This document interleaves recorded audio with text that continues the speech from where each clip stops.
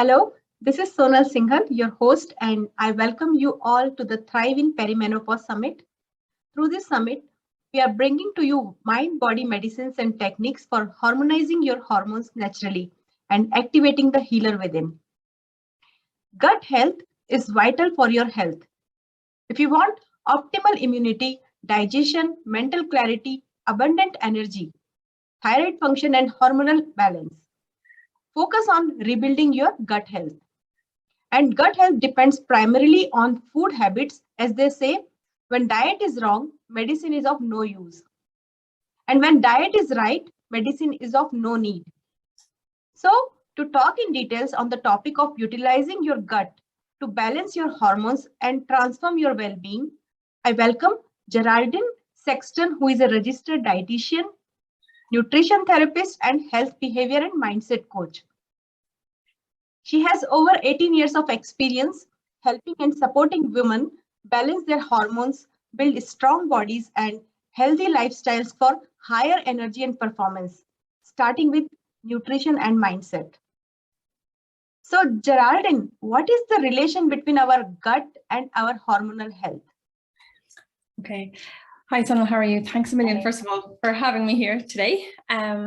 Okay, so what is the link? Well, I suppose, first of all, we need to kind of look at what we're talking about when we talk about gut health, okay? And I just want to give you some little definitions. So this will sound like a tiny little science class for a second. It's just that there is some terminology that I just want everyone to be clear on, okay? So we know gut health is trending right now, and there are four key M words that we're hearing. So firstly, we're hearing about the microbes, okay? And when we talk about those, it's not just bacteria.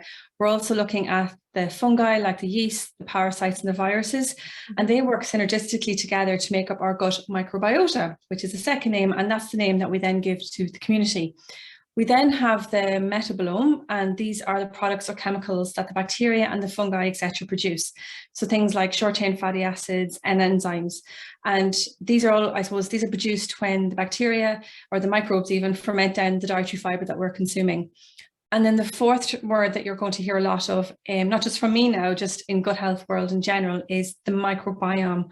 And that's essentially, it's not just the bacteria. And originally we thought it was just the bacteria, fungi and yeast, but now we know it actually includes the chemicals that they produce. So that whole environment. So when we think of those four concepts or those four words, and we think about the metabolome, okay, what has happened? And when I say we, I'm not talking about me personally, I'm sort of talking about we as scientists as such, okay, we discovered that there is a thing or a thing called the estrobolome, okay? And basically in the estrobolome, it's a group of bacteria that are producing this enzyme called beta-glucuronidase, okay? And this basically helps, but this controls what way our estrogen levels are. So when the gut microbes are happy and they're thriving, they're producing a nice amount of this enzyme, our estrogen levels are quite stable. But if that estrobolome is upset in any way, the bacteria might start producing excess beta-glucuronidase, the enzyme beta-glucuronidase, or so it might produce excess or might not produce enough. And that's when you start to see shifts in your estrogen levels. And with then can come a lot of different signs and symptoms, things like irritability, breast tenderness, heavy periods, kind of headaches, migraines, that type of thing. So that's one way that your gut and your gut health and how you support your gut health can influence your symptoms of perimenopause, because it's directly affecting what way your estrogen levels are going to be, okay? Another way in which the gut microbiome is affecting it is if we're looking at that bigger picture. So once your hormones start to decline, so thinking specifically around your estrogen levels, so as estrogen levels start to decline, we get that little bit more inflammation going on in the body. And with that then our risk of developing chronic diseases like your cardiovascular disease, your diabetes, your neurological conditions such as Alzheimer's and dementia. So we know that women post-menopause are higher risk of developing Alzheimer's and dementia. We also know, like, during that period of perimenopause, menopause, a lot of women will report mental health issues. So things like increased anxiety or increased depression. And again, it's all due to shifts in your hormones. But we know that your gut can actually significantly make, it can make a big difference to this. It can really, I suppose, reduce our risk of developing these symptoms. We think then, so that was the chronic disease side of things. So we're thinking in perimenopause, your hormones are declining, things are changing in your body, you're now susceptible to these chronic diseases that we all develop as we age, and we all are aging longer. So basically, if we support our gut health, we're reducing that risk. We're bringing it back as much as we can to that kind of pre-perimenopause, menopause period. But then if we look at the symptoms of perimenopause as well, we've things like hot flashes, we've things like sleep disorders, as I said, the anxiety and depression, we've low energy levels, brain fog. So again, all of those symptoms are as a result of declining hormones, but also they're also a combination of years of battering our bodies as such. So, you know, we don't tend to really look after ourselves until something goes wrong. So, you know, when we start to feed our bodies the right nutrients that they need so that all our different organs can do what they need to do. And when we have a lifestyle that, you know, we're not stressed, we're having a bit of self-care, we're looking after ourselves, a lot of these symptoms actually do disappear. So when we take steps to focus on our gut health, we're naturally taking steps to focus on our lifestyle and our diet and all of these different things, which together reduce the symptoms and also protect us from all those chronic diseases. And then that little bit separately, when I spoke about the estrobolome, it helps to control that enzyme that the bacteria, that those bacteria that, well, I cannot pronounce the beta-glucuronidase, it helps to stabilize that so that we're not having these, I suppose, roller coaster changing in estrogen, where we're getting those symptoms specific to increased or low levels of estrogen. So basically, our hormonal levels or hormones are somewhere, I mean, the bacteria are playing a big role there, or the microbiome. They are playing a big role there. Yeah, so it's directly with estrogen. Yeah. So how should what food we should include in our diet to keep our gut happy and healthy? Okay, so there's a few key things that we can do. And one of the first things that we should be doing is looking at the fiber content of our diet. Okay, so these microbes, so again, when I talk about microbes, remember I'm talking about bacteria, fungi and yeasts. So you might hear me just call them bacteria, but I'm talking about the whole populations, okay? So their food is fiber. So fiber is the non-digestible part of our food, okay? So we do not digest it. It enters into the gut, and then all the little microbes are in there and they're like, well, hey, we're getting food, and they munch away on that. And then that's when they produce these health promoting compounds. So we want to make sure that our diet is really, really high in fiber. So you'll hear a lot of people are promoting a plant-based diet. Now, I'm not suggesting at all that people, move entirely plant-based, that they become vegan or anything like that. It's just kind of thinking, we need to base all of our meals, all of our snacks around plants. So when you're looking at your plate, you're thinking, right, what can I do with this meal to maximize the amount of plants on this food, on this plate? So it could be as simple as you might say, right, half of this plate is going to be vegetables. Any of my sauces are going to be based on vegetables. So I'm going to make all my sauces myself. You might say, if you were making something like lasagnas, for example, you might say, okay, I'm going to take away some of the pasta and I might put in some, I call it courgette. So do you call it courgette or do you call it zucchini? Zucchini. Zucchini. Okay. So I'm not saying you need to take away all your pasta. Like, this isn't a diet as such. It's sort of, it's a way of eating. It's a style of eating. So you might say, okay, I typically use 3 layers of pasta in my lasagna. I'm going to use 2, and in the middle, I'm going to put in the zucchini. Maybe if you're making a lasagna with mince, you might say, okay, I'm feeding a family of 5. I'm going to buy a pound of mince and I'm going to puree up lots of different vegetables and mix it through because the consistency is quite similar. So my lasagna overall, I've just increased the proportions of plant-based foods in this dish. Similarly, like, again, sticking on the line of the lasagna, and this is one of the recipes that I'll be sharing. Instead of, when you make the bechamel sauce for your lasagna, for example, putting in legumes or putting in cauliflower, they work really, really well at making a creamy sauce. I know it doesn't sound great, but actually when you do it, it tastes really, really good. And you can then use less cheese, you'll be using less butter, you'll be using less bechamel sauce, but you've actually brought in more plants. So it's looking at your meals as a whole and saying, what can I do with this food? What can I do with this meal to increase the amount of plants in it? But there's definitely still room for your starchy carbohydrates, so your bread, your rice, your pasta, your potatoes, whatever it is that you eat. And there's plenty of room then for your animal products if you want them. So your meat, your chicken, your fish, whatever it is that you want to eat. So it's not, I suppose what I'm saying is it's not 100% vegan diet that we're promoting. It's just that the majority of the food on your plate should be coming from plants in some shape or form. Now, that would be my first principle. So it's kind of looking at your diet and how can you increase the fiber. The second part of this is that you want to try and increase the variety of plant-based foods. So in one breath, I'm saying, look at your plate and say, what can I do to increase the fiber? But then it's taking a step back, and we don't want to be eating the same 5 fruits and vegetables every day. We don't want to be eating the same nuts and seeds. We don't want to be eating the same, beans and peas and lentils and stuff. We want to try and get creative and introduce lots of different variety. Now, again, this can be quite simple. It can be as simple as going into the veg shop and seeing bell peppers, and you might see a red, a green, a yellow, and an orange one. That's 4 different varieties of pepper. If you're buying tomatoes, you might buy sun-dried tomatoes, you might buy beef tomatoes, you might buy cherry tomatoes. There's 3 different varieties, so it's kind of looking at what's available, trying to mix up the varieties and experimenting a little bit. So you could be in the supermarket and suddenly you see a vegetable that you're not very familiar with, you've never really used it, and maybe you could buy it and go onto Google and say, I bought this, what, how do I cook it, or what do I do with it? So it's experimenting, and it's trying to just build up the varieties.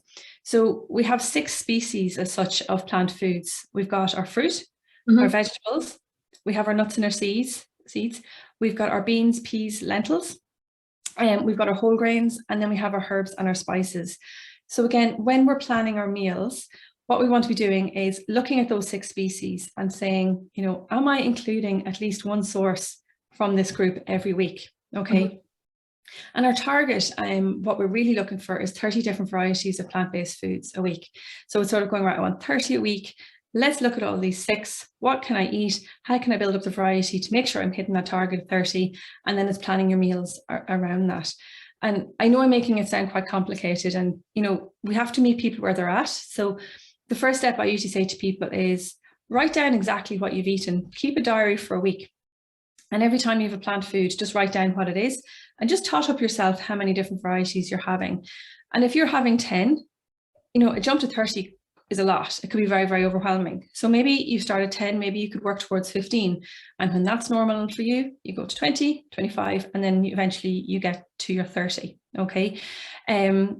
You want to allow your bowel time to adapt as well. So when we eat a lot of fibrous foods, our bacteria and all those little microbes are going to get really excited. They're going to be like, this is a banquet, and they're going to munch away on all that fiber, and they're going to start producing gas. They're going to start producing air, and you will come away feeling a little bit uncomfortable. It's a bit like if you go to a party and you eat way too much food or way too much chocolate, you feel sick the next day. They're like that too. They eat too much fibrous foods because you've just given them a banquet. They feel a little bit sick, and therefore you're going to feel a little bit sick.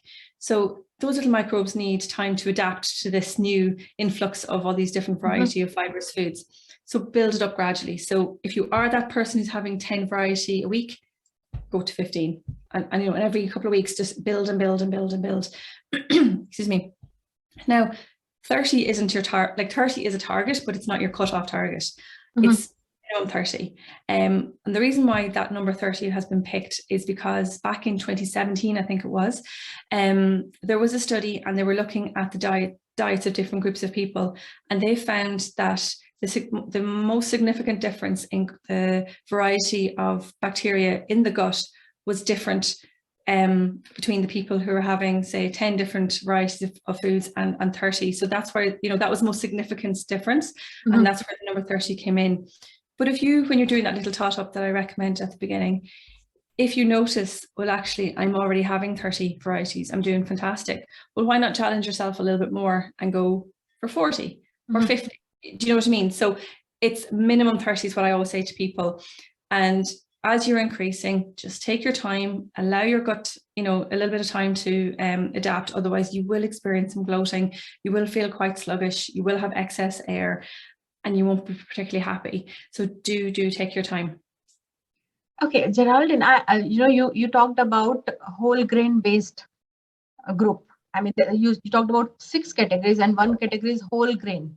Yeah. So, many people, they go and eat this pizza, pasta.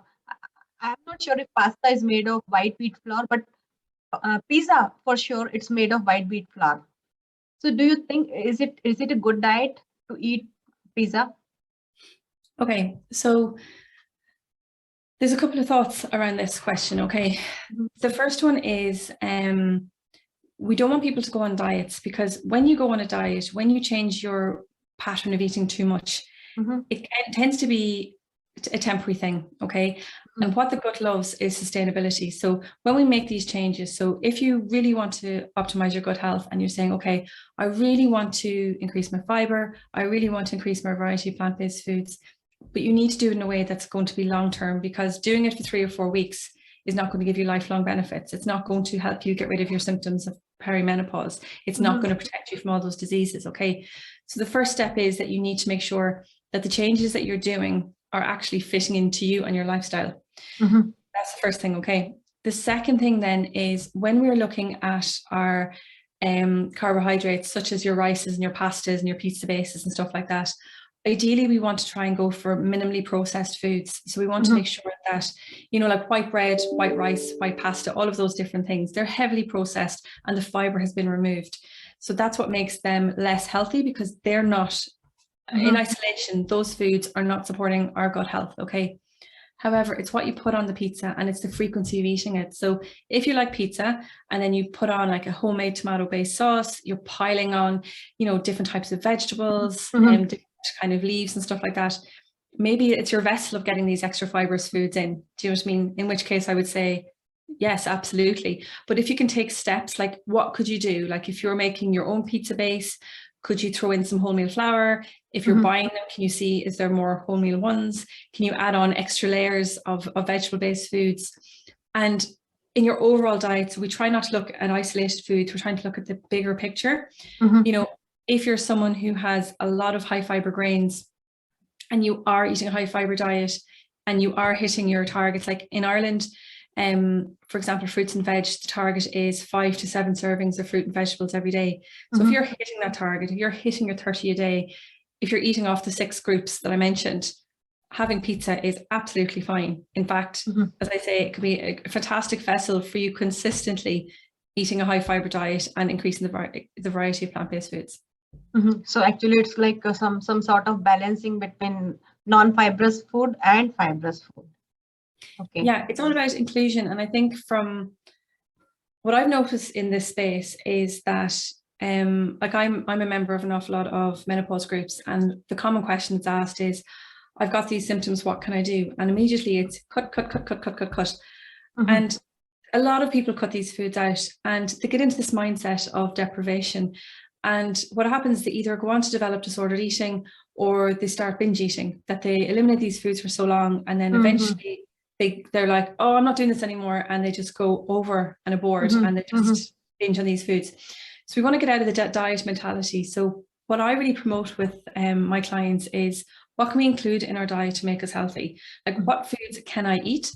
Because really there's only a certain amount of food that you're going to be capable of eating in a 24-hour period. So if you're looking at your plate and you're focusing on, maybe 50% of your plate is going to be your plants, naturally then only a quarter of your plate would be your carbohydrate and maybe a quarter of your plate would be your protein food. And then if you're looking at other things and you're saying, it's really important that I get my omega-3 oils in every week, so I'm going to have oily fish twice a week. I want to include my dairy because it's so important for my bones that I don't want to develop osteoporosis. And dairy is completely villainized in women going through perimenopause. And it shouldn't be, because only a very, very small percentage of women cannot tolerate dairy foods. And we know that the calcium in dairy foods is better absorbed than calcium from the fortified products, like the nut milks and things like that. So really, a woman going through perimenopause, menopause needs to make sure that they're getting adequate dairy every day. If they find that their tummy's a little bit off with normal dairy, fermented dairy works really well, because the bacteria has already kind of digested the lactose that people are trying to avoid. And therefore you're protecting your bones and you're reducing your risk of osteoporosis. So again, you're thinking, I need to get my dairy, I need to get my oily fish in, I need to get all my plants in, all of these different things.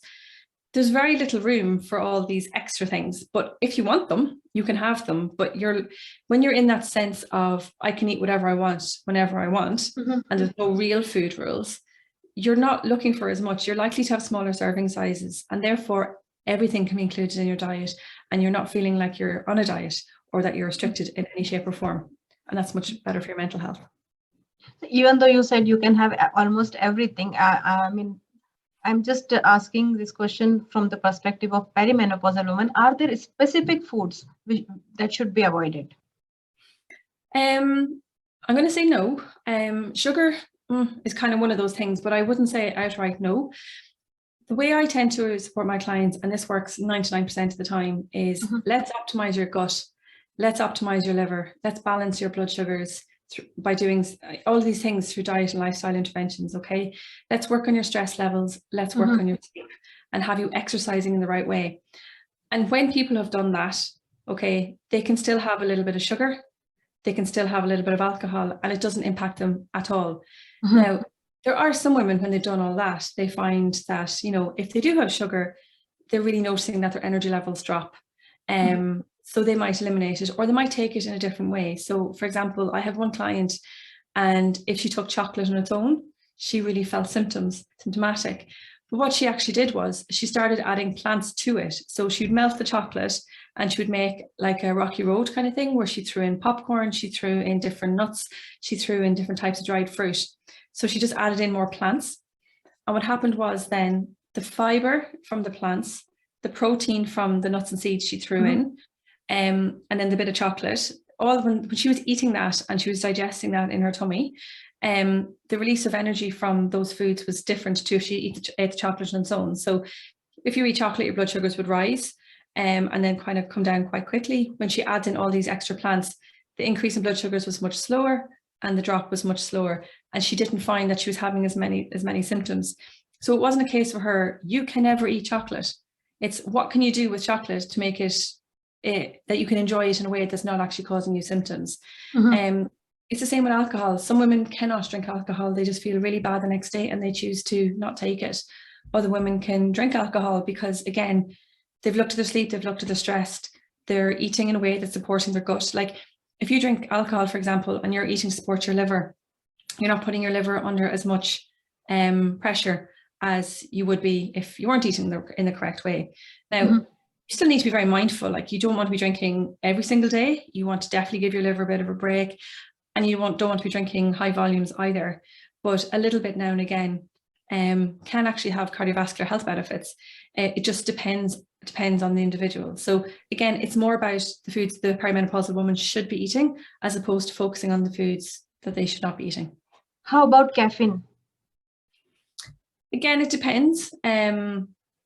Lots of different theories here, and it depends which way you want to look at it. So for example, some people, if they take caffeine after 10 a.m. in the morning, it really upsets their sleep. Okay. If it upsets their sleep, it affects their mood, and they notice then that they're getting, they're more symptomatic. Other women can drink caffeine right up to 12 o'clock at night and have no problems at all. So again, it depends on the person. So typically what I say to people, and this, like, there is no food intolerance test. Genuinely, there is no food intolerance test in the market. A lot of people are attempting to promote them and sell them and say, yes, there is, but there isn't.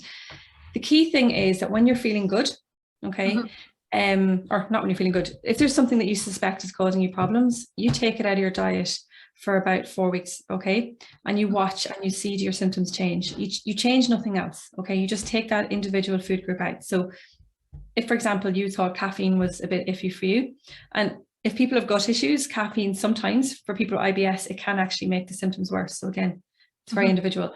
But anyway, if you thought caffeine was a problem for you, you would take it out of the diet. You would then monitor your symptoms for 4 weeks, and then you would reintroduce the caffeine, and you would continue to monitor your symptoms, and you would see the symptoms come back again. Okay.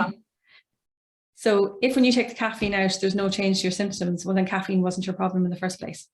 Okay. If you take caffeine out and your symptoms go away and you reintroduce it and the symptoms come back, then caffeine was a problem. And then you've one or two choices. You take it away and you're thinking, yeah, it's fine. It's not really affecting me. I can do that. Or if you're really struggling, you might say, okay, I can't tolerate that volume. what level can I tolerate? So maybe I could have half a cup of coffee every morning, and does that actually affect me? So it's a bit of trial and error to figure out what works for you as the individual. But unfortunately, there's no one size fits all with any of these things. Mhm. I think it's a good I mean, I will say it's the true words coming from you. It's not like don't drink tea or don't drink alcohol. That's that type of thing. I think people don't like to hear. So I think they should be mindful of what they are eating and how they are reacting to it. So apart from having a balanced diet, I mean, balance means whatever suits you, and selection of these 30 things or the 6 categories of foods. What are the other factors that can affect a person's gut health? Okay. So diet obviously is key, but we need to look at stress. So I'm sure you've heard the concept of the gut-brain axis. So we know that. What is that? What is that concept? Gut-brain axis. Gut-brain axis. So basically our gut and our brain are very tightly connected. So if our brain is not happy, our gut isn't going to be happy, and vice versa. Okay. So we oftentimes, like say now with COVID and everything that's happened with COVID, the number of people that are coming to me with IBS symptoms has increased like tenfold. And when we get to the root cause of their symptoms, so people come to me and they say, I'm intolerant to all these different foods. I don't understand it. They were never a problem for me before. And when we did the assessment, we realized that due to COVID and the stresses and, all our resilience has been challenged in some shape or form over the last couple of years. They're really, really stressed, and suddenly their gut has become stressed, and now they are intolerant or they're struggling with these certain foods because their gut just isn't happy. When we actually focus on the stress and get to the root cause of that, and that's bringing in like breathing techniques, meditation, getting out in nature, getting out and getting exercise, doing journaling, all those different bits and pieces. And for women as well, I think we're quite unique in this generation. We're known as the sandwich generation as such, because we're going through perimenopause, menopause, but we probably have young children to be looking after, to look after. But then it's highly probable we have parents as well, or aunts and uncles to look after. So we're kind of sandwiched in the middle, that we're looking after all these people. It's a time now where a lot of women are still working. Maybe women are changing their career, they're high up in their career, and maybe they've gone back to college. There's an awful lot of stresses on our lives. And it is a thing for women that we don't tend to put ourselves first. We tend to kind of look after everybody else before ourselves. So we're not exercising the way we used to. We're not sleeping the way we used to. We're constantly going. We're never really switching off.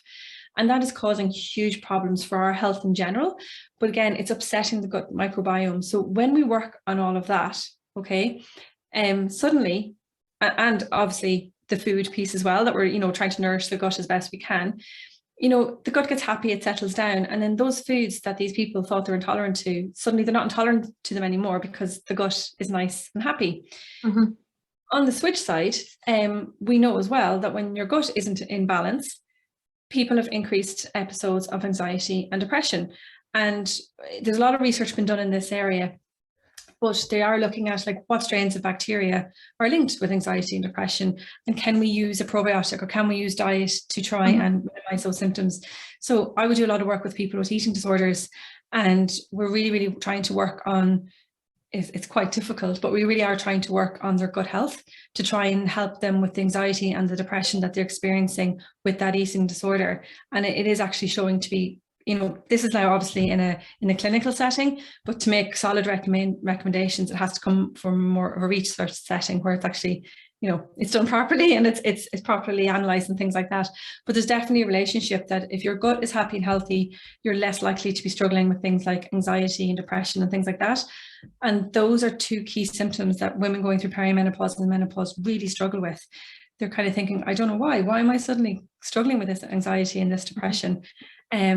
And oftentimes it's because of diet, it's because of lifestyle factors that their gut, isn't at its best. So when they actually start to address those things, their anxiety and, the depression does significantly improve. Or maybe it is possible the other way, the certain people, they are like type A personality. So they are used to having stress, and then that's why their gut is in mess. Yeah. it's a chicken and egg scenario, really, isn't it? But when we kind of look at the bigger picture as well, so like we know there's a connection between the two, okay? But then independently, like there has been really good quality studies that have shown that 15 minutes of mindfulness every day can improve the diversity of the microbes in your gut, therefore making your gut healthier, okay? We know that getting out in nature is very, very good for our mental health, for our stress levels, but equally getting you out in nature exposes you to a wide variety of other microbes, which is going to help keep your gut microbiome nice and healthy. We know that exercise produces all these endorphins and health promoting chemicals and mood boosting chemicals. But we also know that exercise improves the gut microbiome as well, because the gut essentially is a large muscle. So when you're exercising all your muscles, you're increasing the blood flow to the gut, a lot more nutrition is going to the gut, and therefore your gut is going to be healthy as well.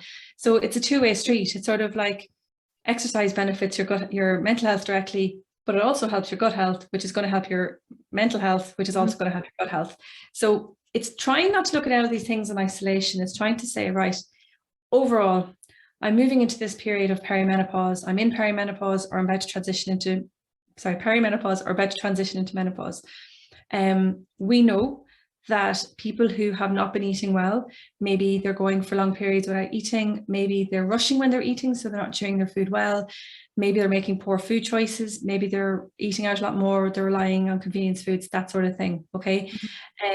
Maybe they're drinking a lot more alcohol to help them sleep in the evening, or to kind of dull down those symptoms of anxiety and depression that they're experiencing. Maybe they're just so busy that they're not exercising the way they want to. They're not getting outside. A lot of us are working from home. It's very easy to sit for 12 hours a day. So maybe, you know, they're not up and moving all the times during the day. We know that none of that is good for our health. We know that none of that is good for our body. And the knock-on effect of that is that you are going to experience, it's making it more likely that you're going to experience these symptoms that I suppose are under the umbrella of perimenopause, menopause.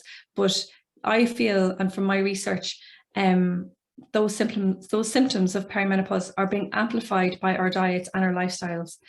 So if we can make the adjustments now, it'll either get rid of all the symptoms altogether, because not every woman goes through any symptoms of perimenopause. Like a nice chunk of women actually sail right through it. It'll dampen down the effect of those symptoms so they don't seem as bad. And then if the person decides that they want to go on HRT, they might find that a combination of diet, lifestyle and HRT actually brings them back to the person that they once were, or a better version of that person. And, you know, the person's self-esteem and all of these other things that can challenge our health. We've worked on all of those things. So we tend to be these resilient women who are full of high energy. We've got this enhanced mental clarity again. So we're able to think clearly and we're able to live the life that we want to live, essentially. So it's a lot of things, you know, it's but the key is to keep your gut happy anyhow. Yes. Yeah. The key, what I suppose the free gift that I'm giving to your audience, it's my 10 tips to improve your gut health. So we're basically talking about increasing your fiber, increasing your plant diversity. I talk about fermented foods. I talk about exercise. I talk about avoiding fad diets, because fad diets can actually upset your gut health more. I talk about sleep. I talk about stress. So I have all these tips in that gift, and I have some practical tools as well that will help people, you know, sleep better at night, or keep an eye on the variety of plant-based foods, like the number of those that they're having. For your VIP audience, I have another gift for them. So when I spoke about the 30 variety of plant-based foods, for me, that is probably the most important thing that you can do. But it's not always easy. Like I would have clients, I try to get them to have the 5 to 7 servings of fruit and veg every day. They're like, oh yeah, it's easy. And then they come back a week later and go, oh my goodness, that was so hard. So I've basically put together a little pack that will help make that much easier. So basically in it, I go through a little bit more on plant diversity, why it's important and all of the benefits to it. And then I have some handy tools and checklists and trackers and all of those different things, and a range of lovely recipes as well that will make it more easier to achieve. But the key thing for anyone who's looking to make changes to their gut health is those little microbes are there. Okay, we want to support them, but we don't want to go in too quickly. And it's very, very tempting to get a list of all the things that you need to do and do them today. So I would say look at where you're at first, assess that food diary for a week, and just tot up the number of plant-based foods that you're eating, or think about what your diet's like. Like maybe you are someone who eats white bread, white rice, white pasta. Maybe you don't eat much fruit. Maybe you only take juices. You don't actually get because when you juice, you lose the fiber. To go to a very high fiber diet, like I said, it's going to cause more problems. And immediately you'll have the mindset of, well, that's never going to work for me. I can't eat fiber. I tried it and I caused all these symptoms. But everybody, even with the most sensitive guts, they can get to this. It's just baby steps. Take it slow. So it's like introducing new things slowly, and in a way that's sustainable, in a way that works for you. The target is minimum 30, but if 25 is what's sustainable for you every day, every week, it's better than where you are now. So just a quick reminder for our audience that this is a limited time deal, our VIP access pass, and it's available only till 29 July. So hurry up. And I feel, this the gift given by Geraldine is something, every woman would like to have, including me. So for sure, and thank you, Geraldine, for your contribution of such a mindful gift. And I had a lovely time talking to you and learn all the new things about our gut, diet, and hormonal health. Thank you for joining us. You're very welcome. Thank you for having me.